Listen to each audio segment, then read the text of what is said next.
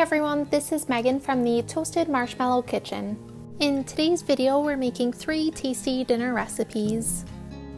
First up, we're making slow cooker beef stroganoff. I'm cutting the recipe in half, so I'm only adding in 1 pound of beef.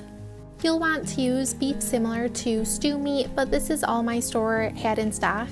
I'm adding in 1.5 tablespoons of Worcestershire sauce, a 1/4 teaspoon of salt and pepper, 1/2 teaspoon of garlic and onion powder, and a large spoonful of minced garlic. Beef broth would be better, but I'm adding in 1 teaspoon of chicken bouillon powder and 1 cup of water to make chicken broth.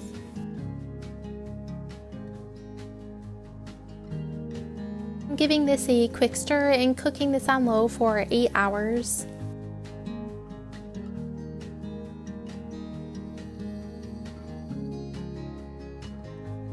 About 20 minutes before dinner, in a mixing bowl with a 1/4 cup of broth, I'm adding in 1.5 tablespoons of cornstarch and mixing it until it's well combined. Next, I'm adding in a little bit of broth from the slow cooker, and then I'm stirring in 3 ounces of softened cream cheese.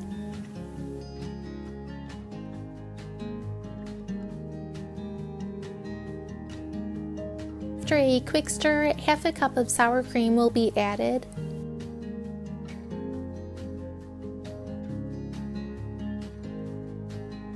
This will be stirred until well combined and then briefly set aside.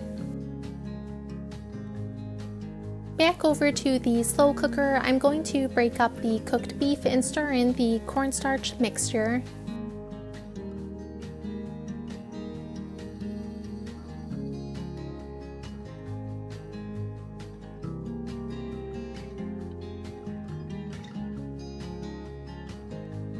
This will continue to cook and thicken for 20 minutes.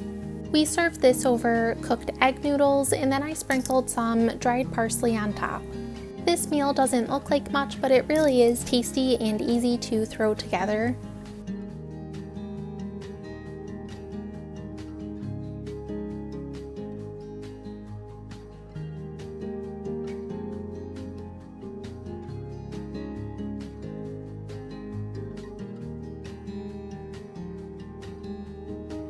Next, we're making this easy baked ziti. To a mixing bowl, I'm adding in 8 ounces of softened cream cheese. This is followed by 1 teaspoon of garlic powder, dried parsley, and dried basil.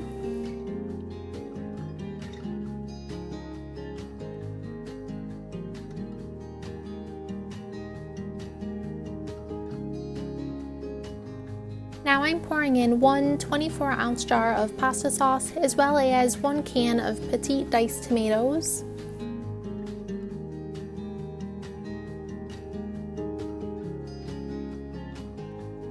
I'm going to carefully mix this together as well as I can and then set this aside.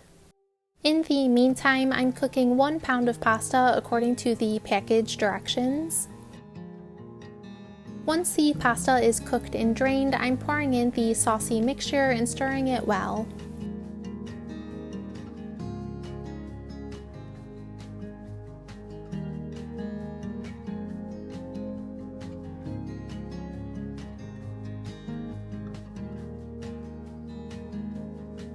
Over to a large greased baking dish, half of our pasta mixture will be poured in and evenly spread out.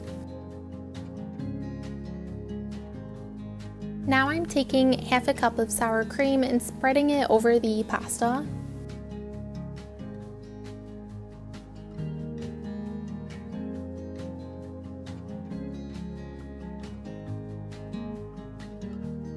This is followed by 1 cup of shredded mozzarella cheese going on top of the sour cream.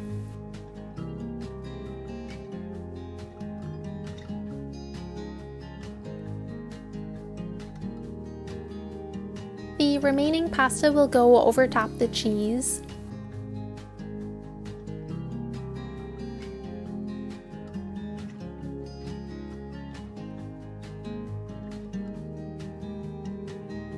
You're supposed to put another cup of mozzarella cheese on top, but I didn't have any left, so I'm just sprinkling some Parmesan cheese.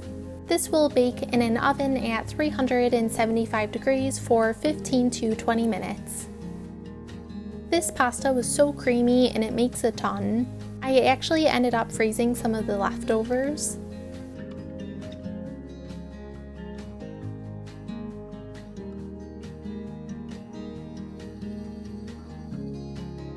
Last up, we're making chicken pasta salad. To a hot skillet, I'm adding 2 tablespoons of olive oil, as well as half a cup of diced bell peppers and a 1/4 cup of diced onion.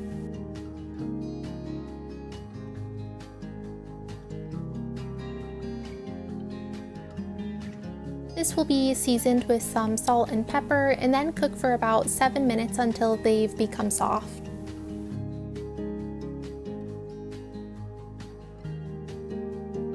For the last minute or so, I'm adding in a spoonful of minced garlic. Afterwards, this will be set aside and cooled in the fridge. Over to boiling water, I'm adding in a decent amount of salt and then 2 cups of rotini pasta. This will cook according to the package directions and then will cool completely in the fridge.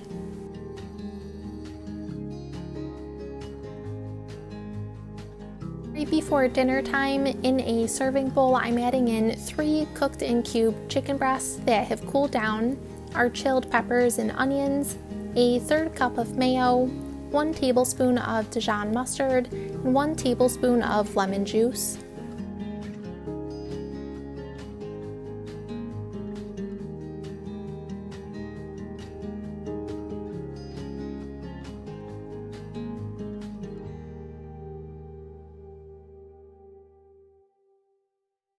I'm seasoning this with a little bit of dried parsley, a few dashes of Italian seasoning, and some garlic powder.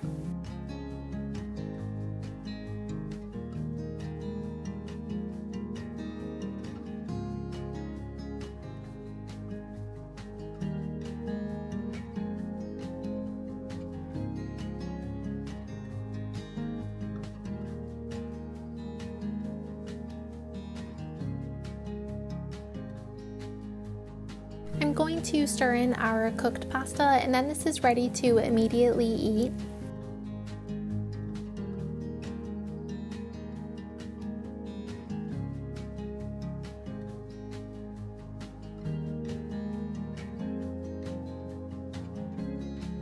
I like this best when it was served fresh.